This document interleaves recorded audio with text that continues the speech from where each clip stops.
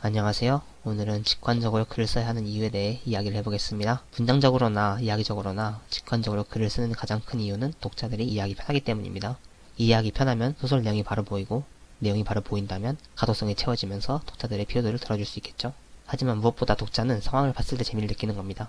이는 직관적인 글쓰기가 독자에게 바로 재미를 주입하는 방법임을 알 수 있겠죠. 숨겼을 때 즐거운 건 작가입니다. 왜냐면 이 머릿속으로는 이걸 왜 숨겼고 어떤 식으로 드러날지가 명확하게 이해가 되거든요. 하지만 독자 입장은 좀 다르죠.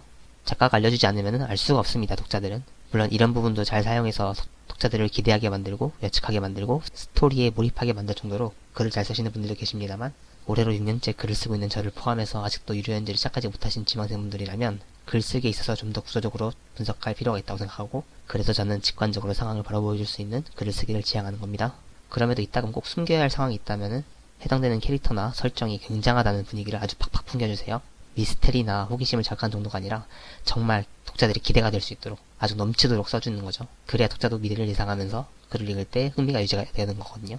그러면 기대가 숨겨진 예시들을 몇 가지 들어보겠습니다. 먼저는 주변 캐릭터의 정체가 있겠네요. 주인공 주변에 등장하는 의문의 캐릭터들을 배치하는 건 어느 측면에선 기대가 될 수도 있습니다. 하지만 그 기대가 되는 이유는 적어도 독자가 봤을 때 해당 인물이 어떤 지를 가지고 있고 어떤 능력과 방향으로 주인공을 도와줄 수 있는 조력자인지를 알고 있기 때문에 기대가 되는 거죠. 이름부터 정체 그리고 신분까지 불명확한 인물이 주인공 주변에 돌아다닌다면 오히려 독자들은 불쾌할 겁니다.